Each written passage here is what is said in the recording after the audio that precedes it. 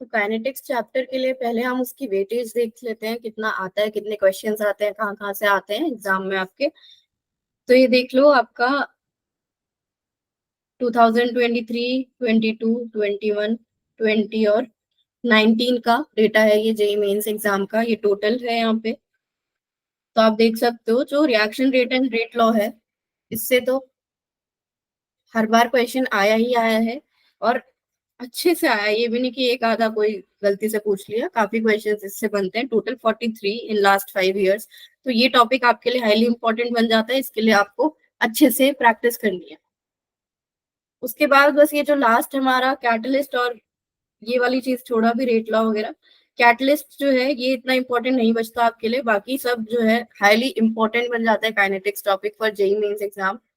Arrhenius equation, जो temperature dependence है, rate law, वो सब बहुत बहुत पूछता है, हर साल पूछता है अच्छे से क्वेश्चंस। एक भी साल देखो ऐसा नहीं गया इनमें से जो कोई क्वेश्चन मेंस ने ना पूछा हो। तो बहुत इंपॉर्टेंट चैप्टर बन जाता है ये मेंस के पॉइंट ऑफ व्यू से। तो इसको हम स्टार्ट करने वाले हैं आज। तो ये डायमंड है और ये ग्रेफाइट है। थर्मोडायनेमिक्स आपने पढ़ा पहले। थर्मोडायनेमिक्स में आप क्या पढ़ रहे थे, किसी रिएक्शन की फीजिबिलिटी। फीजिबिलिटी क्या था, कि वो रिएक्शन कितना फिजिबल है होने के लिए, स्पॉन्टेनियस है या नहीं, होगा या नहीं होगा। दैट वाज जो आपने थर्मोडायनेमिक्स में पढ़ा था। उसके बाद इक्विलिब्रियम में आपने पढ़ा एक्सटेंट ऑफ रिएक्शन। रिएक्शन जो हो रही है वो कहाँ तक हो रही है, इक्विलिब्रियम तक हो रही है, उसकी कॉन्सेंट्रेशन कैसे कैसे रहेगी, ये आपने पढ़ा इक्विलिब्रियम में। काइनेटिक्स में आप क्या पढ़ने वाले हो, रेट या फिर स्पीड बोल लो ऑफ रिएक्शन। जो रिएक्शन हो रही है या नहीं हो रही वो थर्मोडायनेमिक्स ने बता दिया, कहाँ तक होगी वो इक्विलिब्रियम ने बता दिया, किस स्पीड से होगी वो हमें केमिकल काइनेटिक्स जो है बताएगा। तो थर्मोडायनेमिक्स में अगर आपने ये पढ़ा हो क्लास 11th में कि डायमंड टू ग्रेफाइट का जो कन्वर्जन है वो फिजिबल होता है या फिर स्पॉन्टेनियस होता है, डेल्टा जी इसके लिए नेगेटिव रहता है। लेकिन क्या डायमंड ऐसे पड़े पड़े ग्रेफाइट में कन्वर्ट हो जाता है क्या? क्या डायमंड ऐसे ग्रेफाइट में कन्वर्ट हो जाता है क्या? स्पॉन्टेनियस है रिएक्शन, नहीं होता, राइट? वरना उसकी वैल्यू ही क्या रहती फिर, अगर ऐसे ये पड़े पड़े कन्वर्ट हो जाता तो क्या है यहाँ पे, रिएक्शन तो स्पॉन्टेनियस है, सही कह रहा थर्मोडायनेमिक्स है स्पॉन्टेनियस, लेकिन इसका आंसर कहाँ छुपा है, काइनेटिक्स में। उस रिएक्शन की स्पीड इतनी ज्यादा स्लो है कि हमें वो ऑब्जर्व ही नहीं होता, इतने धीरे रेट से ये रिएक्शन जो है हो रही होती है कॉन्टिन्यूअसली डायमंड टू ग्रेफाइट, कि हमें ये ऑब्जर्व ही नहीं होता। तो काइनेटिक्स में बेसिकली हम रेट्स की बात करने वाले हैं रिएक्शंस के। जैसे कि अगर ये गाड़ी चल रही है, इसमें कोई फ्यूल बर्न हो रहा है, वो फ्यूल का बर्निंग का क्या रेट रहेगा, रेट बर्निंग ऑफ फ्यूल, ताकि हम बता पाए कि हमें गाड़ी में कितना फ्यूल लगेगा, कैसे हम उसकी एवरेज बढ़ा पाए। ये सब चीजें हमें हेल्प कर रही है प्रैक्टिकल लाइफ में। या फिर कोई खाना है वो सड़ गया, अगर उसपे फंगस लग गई तो उसकी भी कोई रेट रही होगी रिएक्शन होने की, 1 दिन में हुआ, 2 दिन में हुआ, 3 दिन में हुआ, जितने भी दिन में हुआ। तो ये सारी चीजें जो भी रेट ऑफ रिएक्शंस की बात हो रही है, सब किसके अंडर आती है, केमिकल काइनेटिक्स के अंदर। तो एक बार आप ये रिएक्शन देखो, जैसे ये रिएक्शन बहुत फास्ट हो रही है एकदम, देखना इसमें सॉल्यूशन डालते ही ये व्हाइट कलर का प्रेसिपिटेट जो है इसमें बनने लग गया। ये हो क्या रहा है, ये बीकर में डिपर डाल के सिल्वर नाइट्रेट लिया और इसमें टेस्ट ट्यूब में NaCl लिया। तो क्या कर रहे हैं, ये सिल्वर नाइट्रेट को डाल रहे हैं NaCl में। क्या रिएक्शन होती है सिल्वर नाइट्रेट और NaCl की, क्या प्रेसिपिटेट बनता है यहाँ पे, व्हाइट कलर का precipitate, silver chloride, AgCl precipitate यहाँ पे फॉर्म होता है। तो ये रिएक्शन, हाँ, AgCl प्लस NaNO3। तो ये AgCl जो है ये व्हाइट कलर का आपका प्रेसिपिटेट यहाँ पे आपको देखने को मिल रहा है, कि जैसे ही उसमें वो डाला सिल्वर नाइट्रेट डाला, जैसे ही NaCl में सिल्वर नाइट्रेट डाला, वैसे ही एकदम इंस्टेंटली सिल्वर क्लोराइड जो है वो फॉर्म होता हुआ यहाँ पे नजर आ रहा है। तो वो क्या रहा है कि रिएक्शन जो हम बोल रहे हैं वेरी वेरी फास्ट हो रही है, बहुत स्पीड से हो रही है। वहीं पे अगर हम रस्टिंग की बात करें, जो हमने इलेक्ट्रोकेमिस्ट्री में लास्ट टॉपिक अपना रखा था रस्टिंग, वो क्या होती है, बहुत स्लो होती है, धीरे धीरे बिल्कुल जंग लगता है लोहे पे, बिल्कुल धीरे धीरे जंग लगता है। ये नहीं कि जल्दी से लग गया, 1-2 घंटे में जंग लग गया है, एकदम इंस्टेंटली हम लोहा खरीद के लाए और फिर उसमें जंग लग गया, ऐसे नहीं होता। धीरे धीरे रिएक्शन होती है। तो कुछ फास्ट का एग्जाम्पल हो गया, कुछ स्लो का रिएक्शन हो गया, ऐसे ही कुछ होता है मॉडरेट रिएक्शंस, जो कुछ मॉडरेट स्पीड से हो रही होती है। For example hydrolysis of starch, hydrolysis of starch. तो ये कुछ ऐसे रिएक्शंस के एग्जांपल है जिनकी स्पीड या तो फास्ट है या स्लो है या फिर मॉडरेट है, उनके कुछ कुछ ये एग्जांपल्स है। तो rate of a chemical reaction, अब हम बात करते हैं फॉर्मूला वगैरह क्या होता है, क्या हमें एग्जाम में करना है, बेसिकली उस पॉइंट पे आ रहे हैं। अगर ये कार यहाँ पे चल रही है तो इसके स्पीड का फॉर्मूला क्या होता है in terms of distance and time, physics. Speed in terms of distance and time क्या फॉर्मूला होता है यहाँ पे?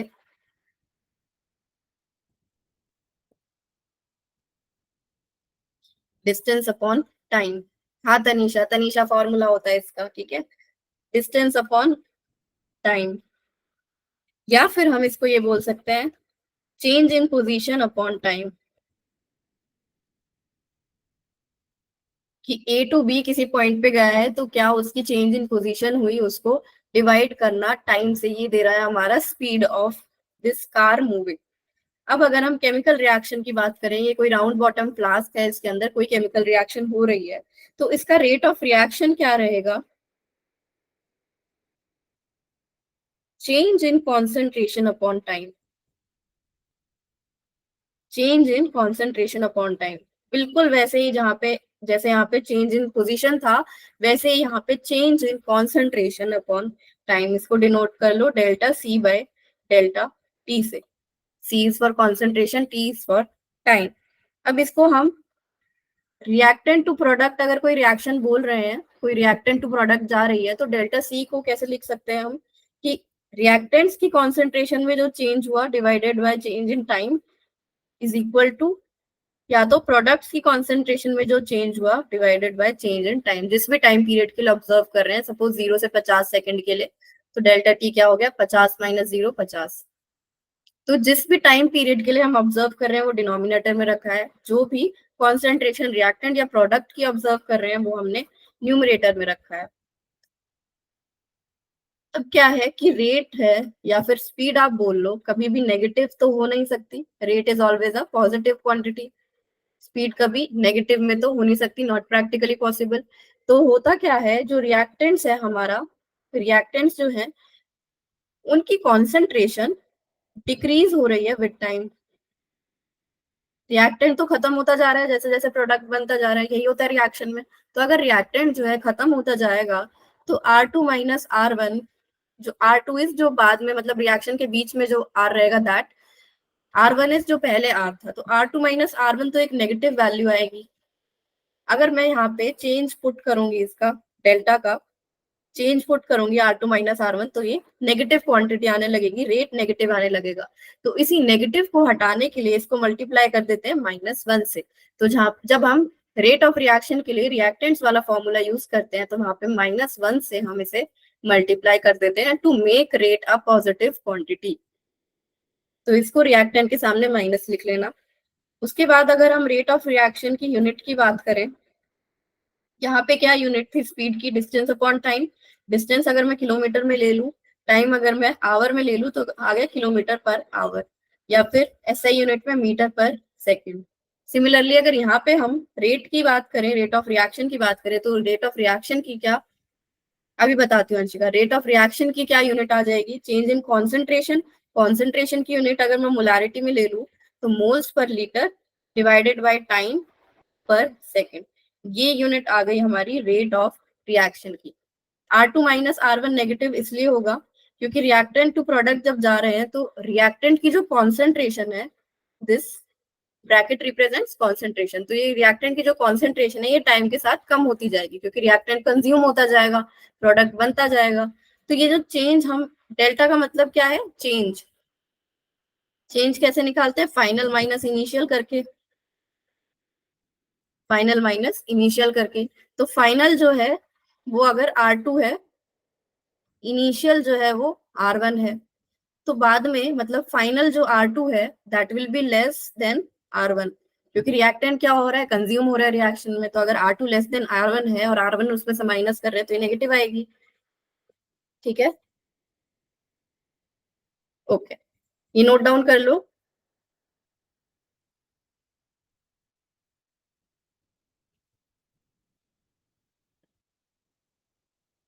आगे चलते हैं फिर types of rates of chemical reaction पे। तो रेट्स को दो टाइप में डिवाइड कर दिया, एवरेज रेट और इंस्टेंटेनियस रेट पे। एवरेज रेट, एवरेज वाली चीज तो आप पहले भी आपने देखी होगी, एवरेज स्पीड निकालते होगे कहीं पे फिजिक्स में, तो उसी टाइप से एवरेज रेट क्या है, total change in concentration upon total time. Total change in concentration upon total time, जिस भी टाइम पीरियड के लिए बात कर रहे हैं, उस दौरान जितनी भी फाइनल कॉन्सेंट्रेशन थी माइनस जो भी इनिशियल कॉन्सेंट्रेशन थी, जो मैंने पीछे फॉर्मूला लिखा पीछे वाली स्लाइड में, वही फॉर्मूला यहाँ पे as it is, delta C by delta. अब चाहे इसको आप रिएक्टेंट्स के टर्म में लिख लो या प्रोडक्ट्स के टर्म में लिख लो, दैट विल बी सेम। अब ये इंस्टेंटेनियस रेट क्या है, इंस्टेंटेनियस का वर्ड जो ये इंस्टेंट है उसका मतलब क्या है, उस पर्टिकुलर इंस्टेंट पे क्या रेट है, rate of reaction at a particular instant. मतलब अगर मैं बोलूं कि 10:45 पे 2 सेकेंड पे मेरे को बताओ कि क्या रेट हो रहा था रिएक्शन का इस पर्टिकुलर टाइम पे, बताओ इस पर्टिकुलर इंस्टेंट पे बताओ, दैट इज इंस्टेंटेनियस रेट। या फिर 10:46 पे बताओ, 10:47 पे बताओ, दैट इज इंस्टेंटेनियस रेट, कि उस पर्टिकुलर इंस्टेंट पे क्या रेट था। तो इसको हम कैसे लिखते हैं, R instantaneous is equal to, अब लिमिट लगाते हैं t टेंड्स टू 0 की, delta C by delta t is equal to minus d R by D t is equal to d P by d P. अभी limit t tends to 0 का मतलब क्या है, आपने लिमिट्स पढ़ा है क्या मैथ्स में? मैथ्स में लिमिट्स पढ़ा है क्या? ओके, तो आपको इसका मतलब थोड़ा थोड़ा समझ आ गया होगा कि ये जो टी टाइम की बात हो रही है, डेल्टा टी टाइम की बात हो रही है, बिल्कुल छोटे टाइम पीरियड की बात हो रही है, बिल्कुल छोटा, कि 0 के बराबर जो टाइम पीरियड है उस पीरियड की बात हो रही है, कि जो डेल्टा टी है that is very very small, इतना छोटा टाइम पीरियड कि मेरे को मतलब इसी इंस्टेंट पे चाहिए।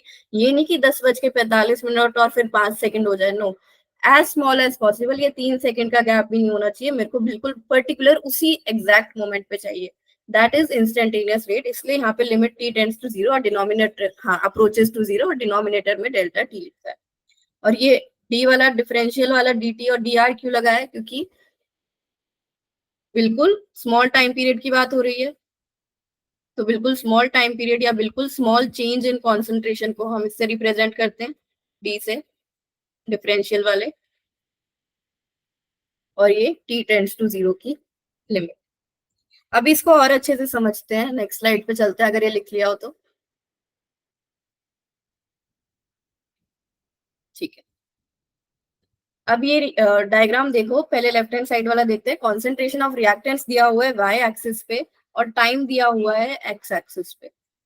अब ये कर्व जो है ऐसे जा रहा है, रिएक्टेंट्स की कॉन्सेंट्रेशन जो है वो डिक्रीज हो रही है विद टाइम। तो अगर हम आर एवरेज निकालना चाहें तो हम कैसे निकाल लेंगे, सपोज किसी T2 टाइम पीरियड की बात करें, तो यहाँ से हम कर्व के ऊपर ये डॉटेड एरो ले जाएंगे, डॉटेड लाइन ले जाएंगे, इसको वाई एक्सिस पे टच करेंगे तो हमारे पास वैल्यू आ जाएगी R2 की। उसके बाद मैं कह रही हूँ मेरे को किसी T1 पे बताओ कितना रिएक्टेंट बचा होगा, तो T1 टाइम पे उसके लिए भी ऐसे ले जाएंगे ऊपर कर्व तक डॉटेड लाइन, और फिर ये R1 की वैल्यू वाई एक्सिस से उठा लेंगे।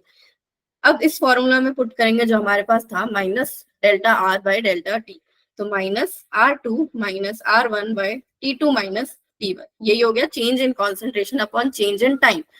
आर एवरेज निकालना इज वेरी सिंपल। आपको अगर क्वेश्चन में वो इन दोनों चीजों का डेटा दे दे और टाइम का डेटा दे दे तो आप डायरेक्टली उसको निकाल सकते हो, बट आर इंस्टेंटेनियस निकालना इज नॉट दैट सिंपल।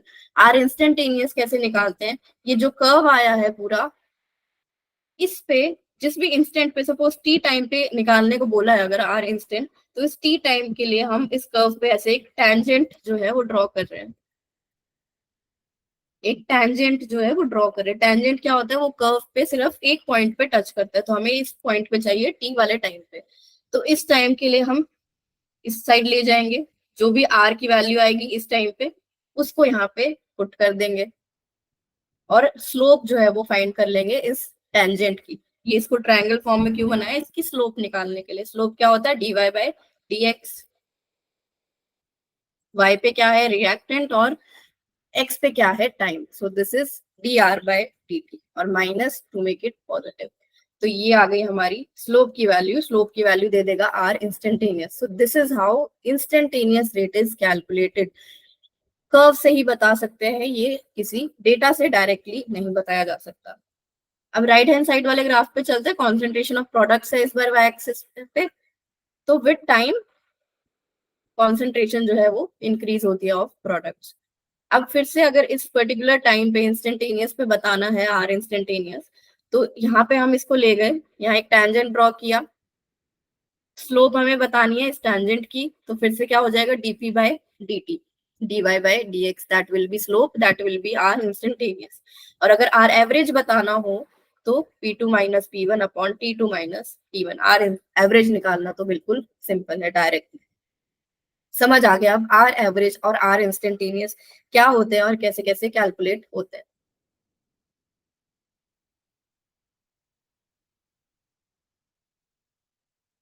ठीक है, उसके बाद एक एग्जाम्पल था एनसीईआरटी में, ये मैंने बस इसलिए यहाँ पे लगाया, यहाँ पे जेई में नहीं आएगा ऐसा, बिल्कुल सब्जेक्टिव क्वेश्चन। लेकिन बोर्ड्स भी आपने देने ही है तो स्कूल में आपको करा देंगे, लेकिन अभी स्कूल नहीं जा रहे हो तो एक बार मैं बता देती हूँ कि क्या है इसमें। ये रिएक्शन दे रखी है ब्यूटाइल क्लोराइड की, ब्यूटाइल क्लोराइड की रिएक्शन दे रखी है, एल्कोहल यहाँ पे फॉर्म हो रहा है। अब ये टाइम का डेटा है 0, 50 सेकेंड, 100 सेकेंड, और ये कॉन्सेंट्रेशन ऑफ रिएक्टेंट का डेटा है यहाँ पे दिस। तो इस चीज से हम क्या समझेंगे कि लैब में क्या होता है कि एक रिएक्शन अगर हो रही है राउंड बॉटम फ्लास्क में या किसी भी एपरेटस में, अगर कोई रिएक्शन हो रही है तो उसके साइड में एक स्टॉप वॉच हम रख लेते हैं। स्टॉप वॉच है, स्टॉप वॉच हम रख लेते हैं। तो 0 सेकेंड पे हमने इसकी कॉन्सेंट्रेशन देख ली, फिर 50 सेकेंड पे इसकी कॉन्सेंट्रेशन देख ली। अब ये आंखों से देख के तो नहीं पता चलेगी, इसके लिए भी अलग अलग मेथड्स होते हैं कॉन्सेंट्रेशन फाइंड करने के। तो उन मेथड्स को यूज कर करके ये रिएक्टेंट्स की कॉन्सेंट्रेशन जो है वो ऐसे नोट डाउन कर लेते हैं, उस टाइम पे कितनी कॉन्सेंट्रेशन रही।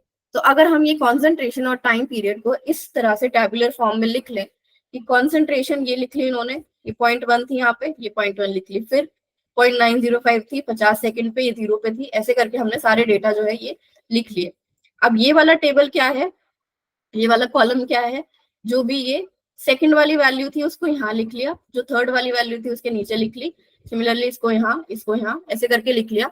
क्योंकि हम क्या निकालने वाले हैं इसमें, आर एवरेज, एवरेज रेट हम इसमें निकालने वाले हैं, जो कि होता है R2 minus R1 upon T2 minus T1। तो जस्ट सो दैट कैलकुलेशन दिख जाए यहाँ पे क्या क्या करनी है। सिमिलरली यहाँ पे T1 यहाँ पे लिख लिया 0, 50, 100, 0, 50, 100, और जो नेक्स्ट वाला सेकंड वाला टाइम है उसको यहाँ से लिखना स्टार्ट किया, फिर 100 को यहाँ लिख दिया, 150 को यहाँ लिख दिया। तो इससे हमें क्या पता चल जाएगा T2 माइनस T1 की क्या वैल्यू है। तो इन पर्टिकुलर टाइम पीरियड्स के लिए 0 से 50 सेकेंड के लिए कितना एवरेज रेट आया, R2 माइनस R1 या फिर 0.0905 माइनस 0.1 डिवाइडेड बाय 50 माइनस 0। ऐसे इन्होंने कैलकुलेट किया आर एवरेज हर एक टाइम पीरियड के लिए। This is how R average is calculated जब लैब में कुछ एक्सपेरिमेंट हो रहा हो for determining the rate. Okay,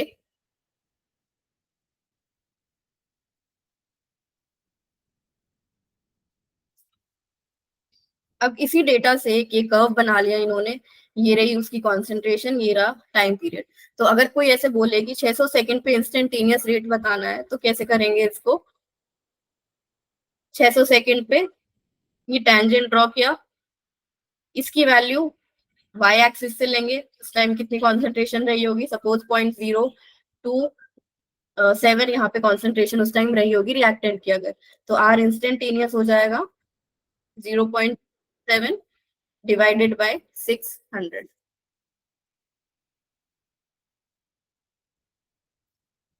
ऐसे आ जाएगी उसकी स्लोप।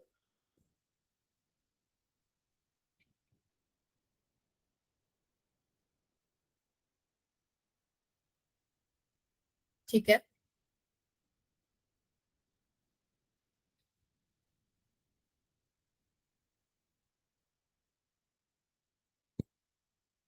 अब अगर एक बार बस इस क्वेश्चन को और देख ले थोड़ा, एवरेज रेट के ऊपर, फिर एवरेज रेट टॉपिक से हम आगे बढ़ जाएंगे, इतना इंपॉर्टेंट ये है नहीं, बस समझना है हमें। Concentrations of R at different times is given below. Calculate the average rate of reaction R to P. किसी R रिएक्टेंट से प्रोडक्ट P बन रहा है, टाइम पर सेकंड 0, 5, 10, 20, 30 ये टाइम दे रखा है, और ये रिएक्टेंट की जो है वो कॉन्सेंट्रेशन दे रखी है। तो अगर हम R एवरेज बताना चाहें किसी टाइम पीरियड के लिए तो कैसे करेंगे, वैसा ही टेबुलर फॉर्म एक बना लेंगे, R1 यहाँ पे लिख लेंगे, R2 यहाँ पे लिख लेंगे, T1 यहाँ पे लिख लेंगे, T2 यहाँ लिख लेंगे, फिर आर एवरेज यहाँ पे हम कैलकुलेट कर लेंगे, R2 minus R1 upon T2 minus T1, यहाँ पे माइनस मल्टीप्लाई। तो अगर मैं पहले वाले के लिए बस करके देख रही हूँ, R1 क्या दे रखा है 160, R2 क्या हो जाएगा ये वाला 80, T1 क्या हो जाएगा 0, T2 हो जाएगा 5। तो आर एवरेज क्या आ जाएगा, minus of 80 minus 160 divided by T2 minus T1, 5 minus 0, तो ये क्या आ गया 80/5, 16 आ गया आर एवरेज। तो ऐसे ही बाकी टाइम पीरियड्स के लिए आप एक बार आर एवरेज जो है कैलकुलेट करके देख सकते हो अपनी प्रैक्टिस के लिए। ओके,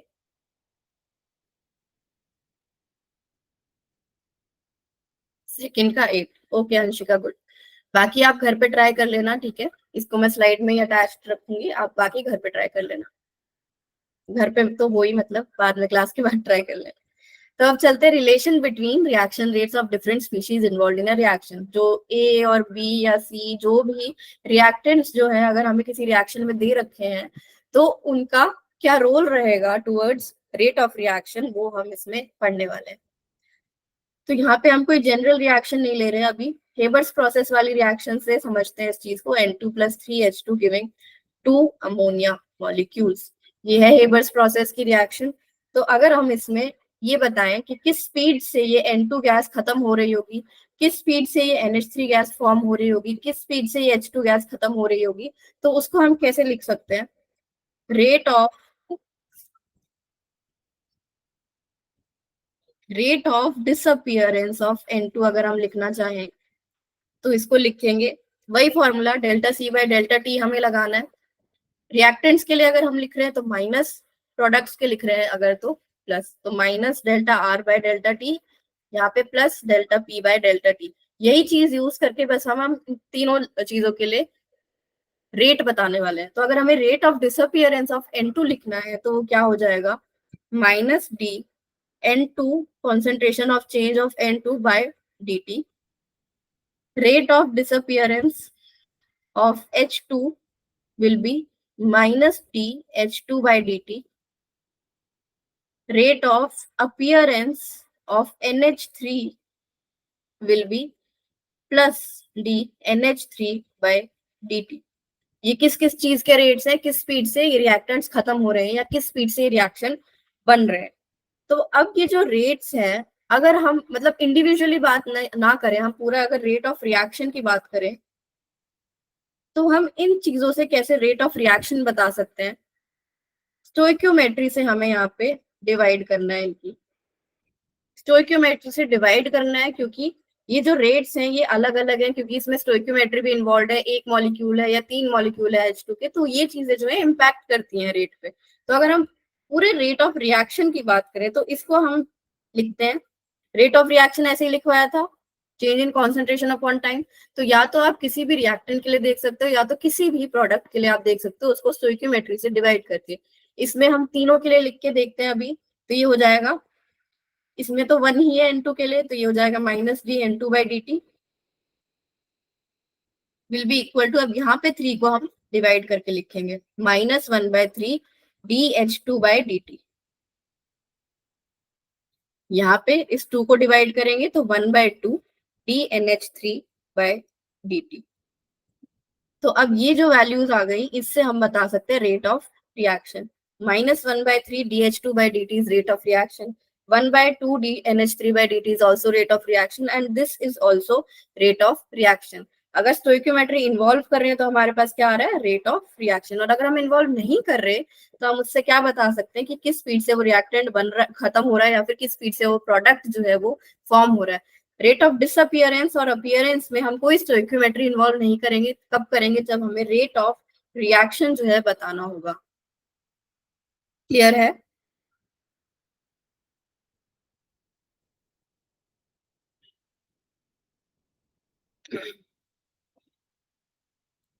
ओके,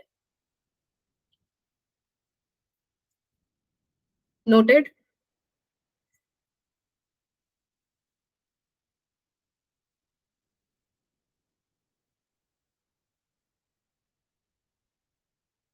ओके, अभी वही टॉपिक सेम ही हम किसी जनरलाइज्ड रिएक्शन के लिए लिख के देखते हैं. For example, AA plus BB giving CC plus DD. ये कोई जनरल रिएक्शन है, तो इसके लिए एक बार आप खुद लिख के देखो. Rate of disappearance of A, rate of disappearance of A, rate of disappearance of B, rate of appearance of C, rate of appearance of D. ये चारों चीजें, और उसके बाद रेट ऑफ रिएक्शन जो है वो एक बार आप खुद लिख के देखो जल्दी से 1 मिनट में.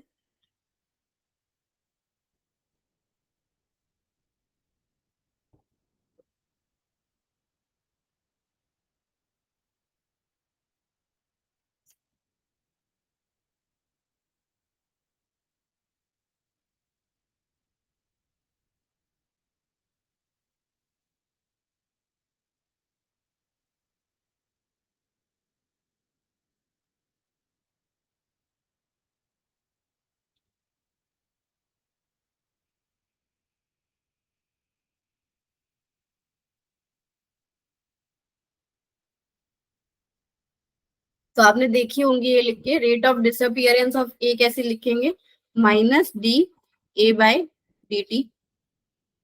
Rate of disappearance of B, -TB/dt. appearance of C will be dC/dt. appearance of D will be D/dt.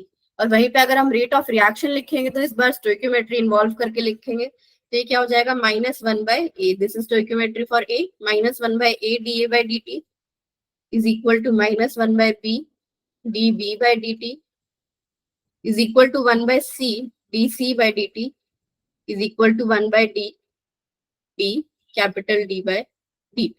तो ऐसे हम डिफाइन करते हैं रेट ऑफ रिएक्शन को. और rate of disappearance of reactants या फिर rate of appearance of products. अगर ये वाला कॉन्सेप्ट आपको क्लियर है तो अब हम कुछ क्वेश्चंस ट्राई करते हैं. ये वाला क्वेश्चन करके देखो. रेट ऑफ रिएक्शन इन्होंने एक्सप्रेस करके दे रखा है ऐसे. आपको इस बार रिएक्शन बताना है. हमने रिएक्शन से ये कैसे लिखते हैं ये देख लिया. अब इससे ये कैसे लिखेंगे रिएक्शन, ये एक बार आप ट्राई करो.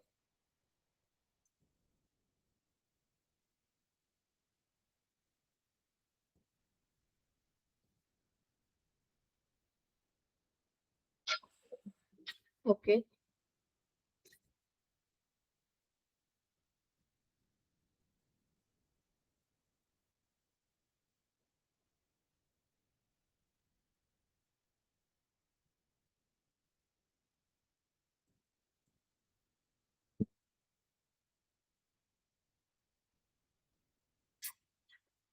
पहले तो इसमें पॉजिटिव और नेगेटिव से यही आइडेंटिफाई करेंगे कि कौन रिएक्टेंट है कौन प्रोडक्ट है. उसके बाद उसकी स्टोइकियोमेट्री देखेंगे.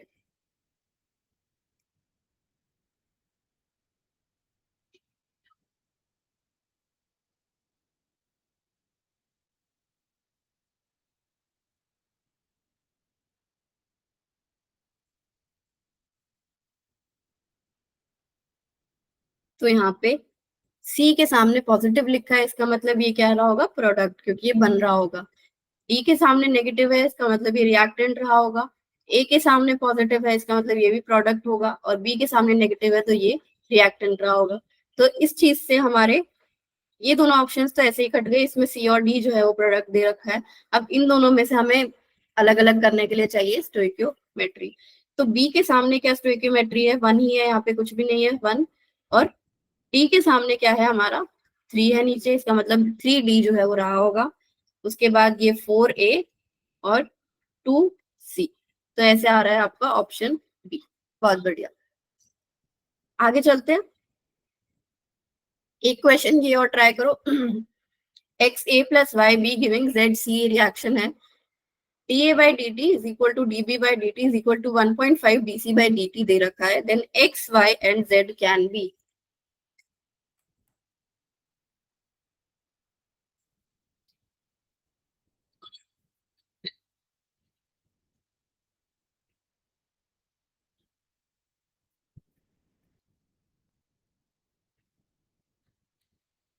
अच्छी स्पीड है आयुषी आपकी।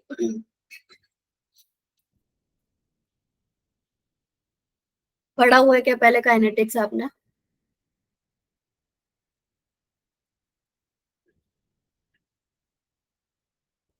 ओके।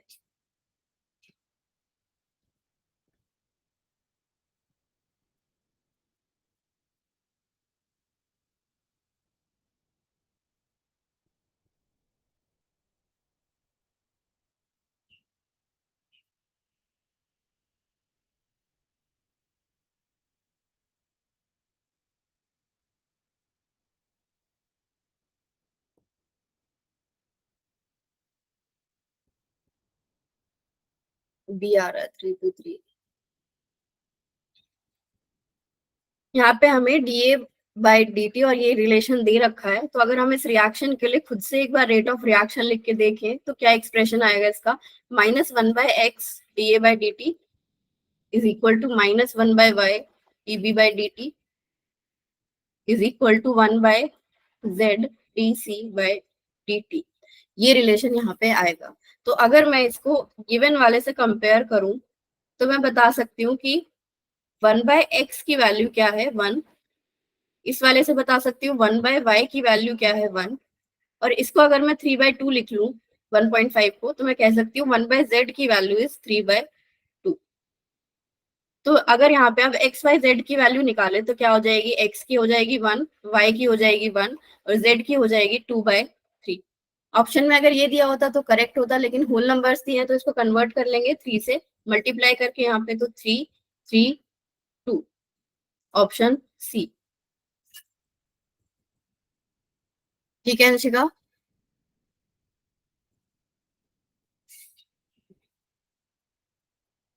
इसमें हमें 1/x 1/y और 1/z की वैल्यू नहीं बतानी थी जल्दबाजी में, एक्स वाई जेड की वैल्यू बतानी थी।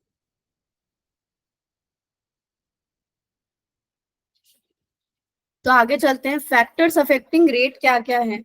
बहुत सारे फैक्टर्स है जो रेट को अफेक्ट करते हैं, जैसे कि कॉन्सेंट्रेशन है, टेम्परेचर है। कॉन्सेंट्रेशन को अभी हम डिटेल में देखेंगे, टेम्परेचर देखते हैं आर्हीनियस इक्वेशन से जो पढ़ेंगे इस चैप्टर में। आर्हीनियस के बाद और क्या क्या है, नेचर ऑफ रिएक्टेंट्स पे डिपेंड करता है रेट। नेचर ऑफ रिएक्टेंट्स पे कैसे, सपोज अगर किसी रिएक्टेंट को पाउडरी फॉर्म में कन्वर्ट कर दिया, बिल्कुल छोटे छोटे पाउडर फॉर्म में, तो उसका सरफेस एरिया जो है बढ़ जाता है, रेट जो है वो बढ़ जाता है। तो ऐसे अगर हम नेचर ऑफ रिएक्टेंट चेंज करते रहे तो रेट ऑफ रिएक्शन उस पर डिपेंड जो है वो करता रहेगा। और क्या क्या है, कैटलिस्ट है, एकदम लास्ट में पढ़ेंगे इसको, कैटलिस्ट कैसे अफेक्ट करता है। अगर कोई गैसेस इन्वॉल्व है रिएक्शन में तो प्रेशर, प्रेशर अफेक्ट करेगा। और अगर कोई फोटोकेमिकल रिएक्शन है, फोटो मतलब लाइट से कोई अगर रिएक्शन हो रही है तो उसमें लाइट या फिर रेडिएशन पे भी, उससे भी फर्क जो है वो पड़ेगा रेट ऑफ रिएक्शन पे। पीएच से भी कई बार फर्क पड़ जाता है रेट पे। तो ये सारे फैक्टर्स आप लिख सकते हो जो जो अफेक्ट करते हैं रेट को। डिटेल में हम पढ़ेंगे कॉन्सेंट्रेशन, टेम्परेचर और कैटलिस्ट को, थोड़ा बहुत प्रेशर के बारे में भी, थोड़ा बहुत नेचर ऑफ रिएक्टेंट्स के बारे में भी, लेकिन मेन हमारा कॉन्सेंट्रेशन, टेम्परेचर और कैटलिस्ट पे फोकस रहेगा। हाँ, प्रेशर पे डिपेंड कर रहा है, गैसेस अगर इन्वॉल्व है तो गैसेस का कुछ प्रेशर होगा, उस पर रेट डिपेंड करेगा।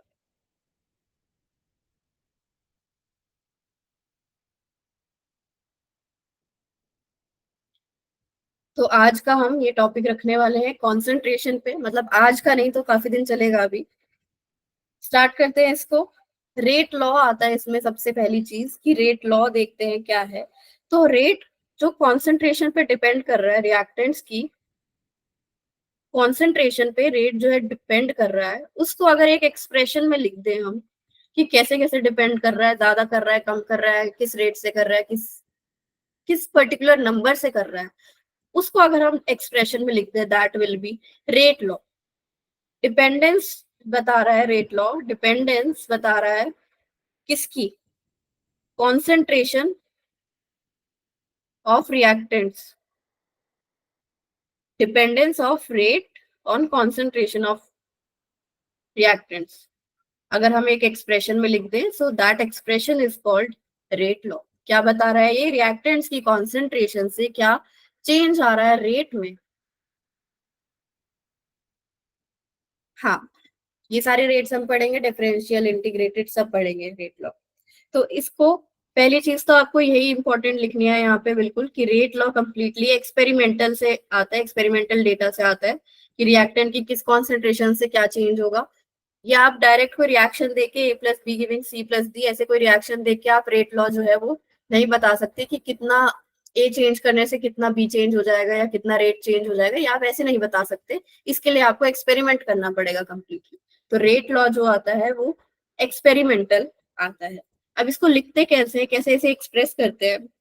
Rate is directly proportional to concentration of reactants, concentration of reactants, concentration ज्यादा होगी रिएक्टेंट की तो रेट जो है वो ज्यादा होने लगेगा। एक बार इस स्लाइड में भी देखो, ये वाला देखो, जैसे जैसे कॉन्सेंट्रेशन जो है यहाँ पे डिक्रीज कर रही है, नीचे नीचे ज्यादा टाइम टाइम के साथ कॉन्सेंट्रेशन डिक्रीज करिए, वैसे ही देखो एवरेज रेट भी जो है डिक्रीज करता है। तो रिएक्शंस के लिए क्या होता है यूजुअली कि कॉन्सेंट्रेशन ऑफ रिएक्टेंट्स अगर डिक्रीज करती है तो रेट जो है वो डिक्रीज करता है, या बढ़ती है तो बढ़ता है। तो रेट लॉ को हम ऐसे लिखते हैं, directly proportional to concentration of reactants. अब इसमें बस एक चीज क्या नहीं है कि इनकी पावर जो है, ऑर्डर, इनकी एक पावर होती है ऊपर, उस पावर को बोलते हैं ऑर्डर। ऑर्डर क्या होता है, कैसे होता है वो भी देखेंगे, लेकिन अभी के लिए this expression is called rate law. Reactants की concentration raise to the power of order, this is rate law. अब इस प्रोपोर्शनैलिटी को अगर हटाएंगे तो एक कांस्टेंट आएगा, that constant here is called rate constant. तो एक्सप्रेशन अब बन जाएगा के कॉन्सेंट्रेशन की पावर ऑर्डर। अब इस एक्सप्रेशन को कहते हैं डिफरेंशियल रेट लॉ। ऊपर वाला रेट लॉ और ये के साथ वाला डिफरेंशियल रेट लॉ। अब ये रेट कांस्टेंट क्या है, इसको हम ऐसे डिफाइन कर सकते हैं। इसको डिफाइन करना है तो अगर हम कॉन्सेंट्रेशन को बोलते हैं, जब कॉन्सेंट्रेशन 1 होगी तब जो रेट आएगा that will be rate constant. So rate constant is defined as rate of concentration, sorry rate of reaction when concentration is unity. जब कॉन्सेंट्रेशन यूनिटी रही हो तब जो रेट आएगा that can be defined as rate constant. तो अगर हम इसकी यूनिट्स की बात कर ले, यूनिट्स इसकी क्या रहने वाली है, रेट अपॉन कॉन्सेंट्रेशन की पावर ऑर्डर। ऑर्डर को एन से रिप्रेजेंट करते हैं। तो रेट की यूनिट्स मैंने बताई थी, क्या थी, C by T, concentration by time, या फिर mole per litre per second,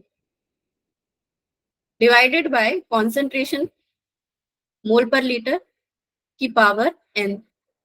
तो इसको जब ऊपर ले जाओगे तो क्या आ जाएगा, मोल की पावर 1 - n, लीटर की पावर यहाँ पे -n हो जाएगा, मल्टीप्लाई करके ऊपर जाके +n हो जाएगा, तो n-1, और पर सेकेंड। ये यूनिट आ गई रेट कांस्टेंट की। तो जो भी ऑर्डर ऑफ रिएक्शन की वैल्यू होगी अगर हम इसमें पुट कर देंगे तो we can find out the unit of rate constant उस पर्टिकुलर ऑर्डर के लिए। अब अगर किसी जनरल रिएक्शन के लिए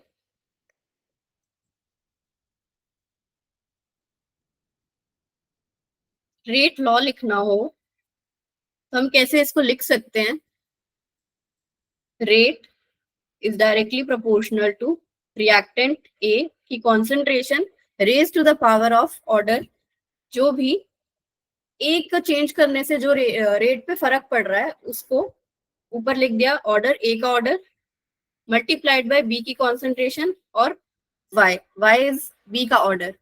ऑर्डर को हमने ऊपर उनके पर्टिकुलर रिएक्टेंट के लिए लिख दिया। अब ये ऑर्डर जो है इसमें डिटेल में डिस्कशन करते हैं नेक्स्ट स्लाइड में।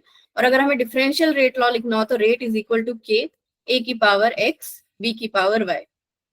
एक्स और वाई ए और बी के ऑर्डर है रिस्पेक्टिवली। नेक्स्ट स्लाइड पे जाने से पहले एक चीज और रेट कांस्टेंट के बारे में, कि रेट कांस्टेंट जो है वो कांस्टेंट रहेगा हर रिएक्शन के लिए। जो भी वो रिएक्शन है उसमें पूरे टाइम जो है रेट कांस्टेंट कांस्टेंट रहेगा। ये सिर्फ एक चीज पे डिपेंड करता है, टेम्परेचर पे।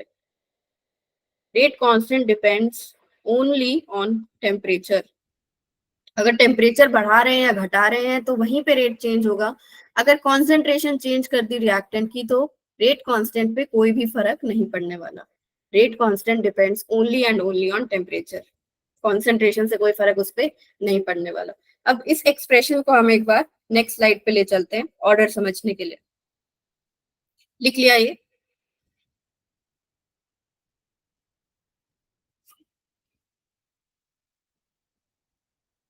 ठीक है, तो इस एक्सप्रेशन को एक बार आगे ले चलते हैं। रेट इज इक्वल टू के ए की पावर एक्स बी की पावर वाई। अब ये एक्स और वाई क्या है, ऑर्डर है क्या बेसिकली किसी रिएक्शन का, कि किसी रिएक्टेंट की वजह से, किसी रिएक्टेंट की कॉन्सेंट्रेशन की वजह से रेट ऑफ रिएक्शन पे क्या फर्क पड़ेगा, that is defined by order.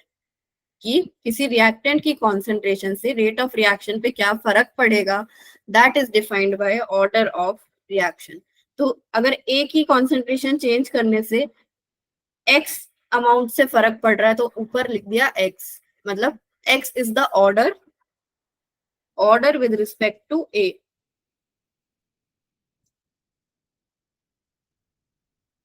Similarly y is the order with respect to b। ये हो गया ए और बी का ऑर्डर। अब अगर हम किसी रिएक्शन की बात करें तो वहां पे अकेला ए या अकेला बी तो है नहीं, पूरा रिएक्शन में ए और बी दोनों रिएक्ट कर रहे हैं। तो हम ऑर्डर की बात जब करते हैं तो सारे जो भी रिएक्टेंट्स हैं, रिएक्टेंट्स के सबके ऑर्डर को सम कर देंगे। That will give us the order of reaction. तो यहाँ पे ऑर्डर ऑफ रिएक्शन क्या हो जाएगा, एक्स प्लस वाई। जो भी ऑर्डर है पर्टिकुलर रिएक्टेंट्स के उनको सम कर देंगे, that will give us the order of reaction. अब ये ऑर्डर जो है that can be zero, that can be a whole number, that can be a fraction, and that can also be negative with respect to a reactant। यानी कि पूरी reaction का ही order negative है। No, किसी reactant के respect में भी order जो है वो नेगेटिव हो सकता है। For example decomposition of ozone, decomposition of ozone, ये अभी नेक्स्ट स्लाइड पे मैंने पूरा इसका वो लगाया हुआ है रेट लॉ। उसमें हम देखेंगे कि डीकम्पोजिशन ऑफ O3 में negative with respect to reactant जो है वो ऑर्डर रहता है। तो order can be zero, order can be a whole number, order can be a fraction, order can be negative, लेकिन सिर्फ किसी रिएक्टेंट के लिए, पूरे रिएक्शन के लिए नहीं। ऑर्डर क्लियर है?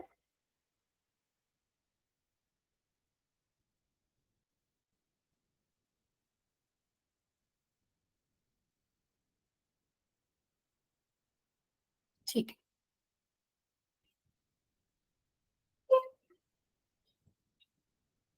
ठीक है। और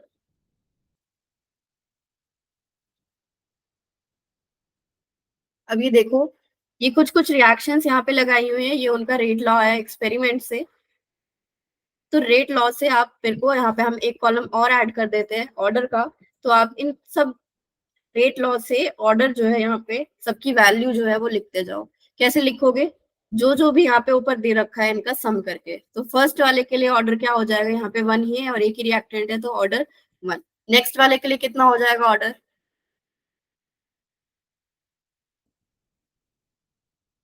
four. One plus one plus two, four. लिखते जाओ। नेक्स्ट वाला H2 वाला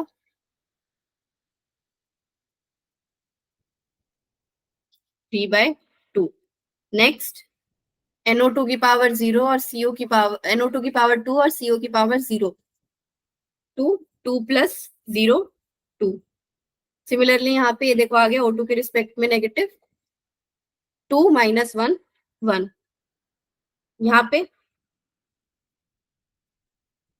0, 0 plus 0, 0। So order can be 0, order can be fraction, या फिर order can be negative with respect to reactant. तो ऐसे आप लोगों ने ये देख लिए ऑर्डर के अलग अलग।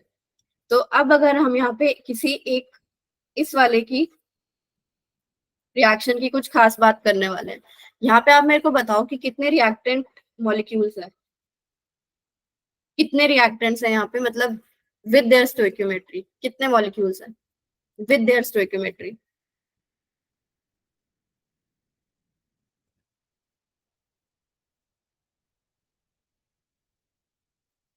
रिएक्टेंट्स विद देयर स्टोइकियोमेट्री कितने हैं टोटल इस रिएक्शन में?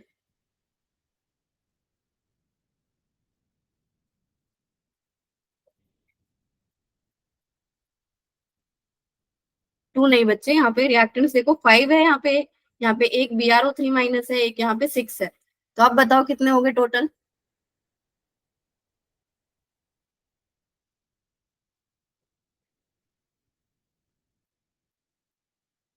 हाँ गुड, 12।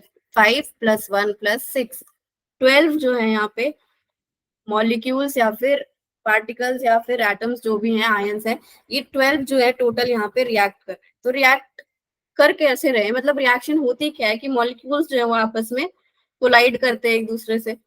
तो हम क्या बोलते हैं, ये जो 12 यहाँ पे पूरा नंबर आया है total, this 12 is not practically possible. एक साथ 12 मॉलिक्यूल्स जो है ऐसे कोलाइड करने लगे और रिएक्शन हो जाए, this is not practically possible. तो होता क्या है कि ये 12 जो है एक साथ रिएक्ट नहीं करते, ये कुछ स्टेप्स में रिएक्ट करते हैं। ये रिएक्शन क्या होती है, मल्टीपल स्टेप्स में होती है। तो एक बार नेक्स्ट स्लाइड पे चल रही हूँ।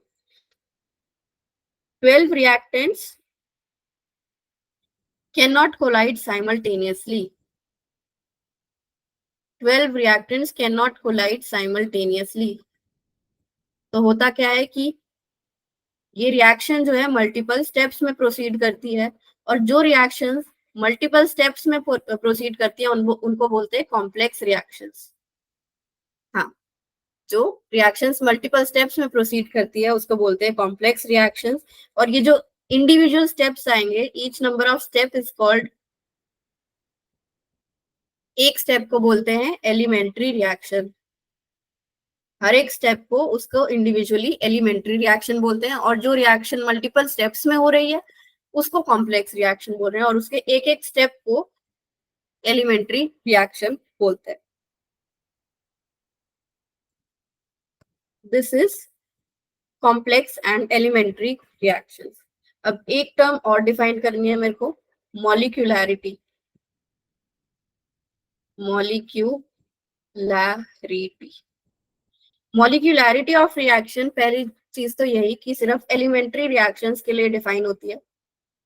एलिमेंट्री रिएक्शन में कितनी रिएक्टिंग स्पीशीज हैं जो एक साथ कोलाइड कर रही हैं, दैट इज मोलिकुलैरिटी। सिंपली क्या है, एलिमेंट्री रिएक्शन में नंबर ऑफ रिएक्टिंग स्पीशीज, कोई भी एक एलिमेंट्री रिएक्शन है for example A to B, तो इसमें कितनी रिएक्टिंग स्पीशीज है, सिर्फ वन, वन A जो B बना रहा है, तो यहाँ पे मॉलिक्यूलैरिटी हो गई 1। तो पहले लिख लो इसको, number of reacting species colliding simultaneously,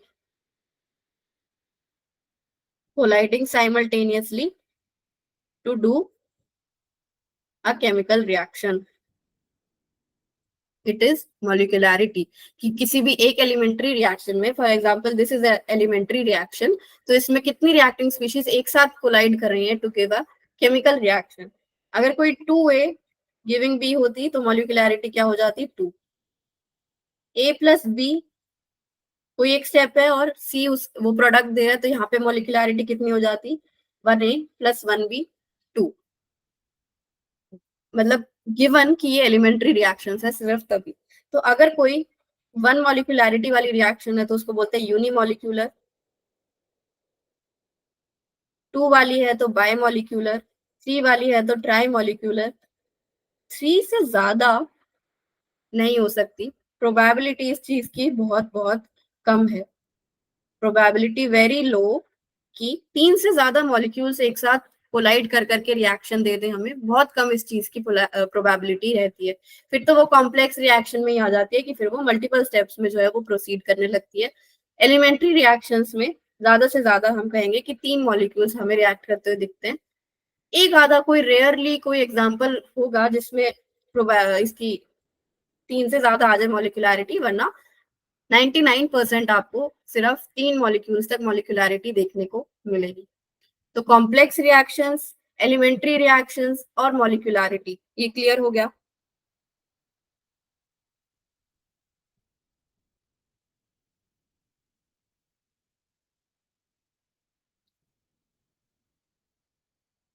okay, note भी कर लिया सबने?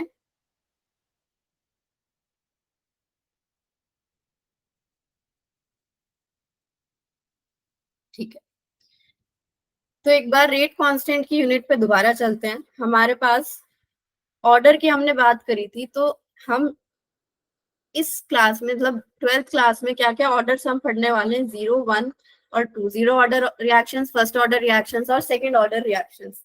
तो इनके लिए एक बार रेट कांस्टेंट जो है वो देख लेते हैं क्या क्या आता है। रेट कांस्टेंट क्या था? कॉन्सेंट्रेशन अपॉन कॉन्सेंट्रेशन की power order, sorry rate upon concentration की पावर ऑर्डर, ये था हमारा रेट कांस्टेंट। तो रेट मोल्स पर लीटर, और नीचे ये जो भी आपका वैल्यू, जो फाइनल वैल्यू आई थी रेट कांस्टेंट की यूनिट्स की, वो क्या आई थी? मोल की पावर 1 - n, लीटर की पावर n-1 और पर सेकेंड। ये आई थी आपकी final value for rate constant. तो एक बार ऑर्डर मैंने लिख दिया 0, 1 और 2। तो इसके लिए रेट कांस्टेंट की जो यूनिट्स हैं वो आप लोग डिफाइन कर दो, n की वैल्यू पुट करके, एक बार 0, एक बार 1 और एक बार 2।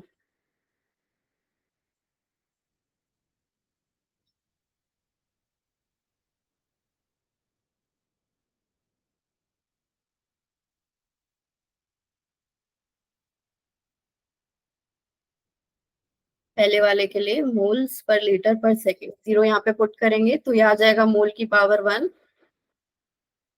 लीटर की पावर -1 और पर सेकेंड। गुड। नेक्स्ट, पर सेकेंड, मोल की पावर 1 - 1 0, तो ये तो 1 ही हो जाएगा, और लीटर की पावर -1, सॉरी लीटर भी 0 हो जाएगा, और पर सेकेंड तो ये सिर्फ और सिर्फ पर सेकेंड, इसमें कॉन्सेंट्रेशन की कोई भी यूनिट नहीं है। Second order,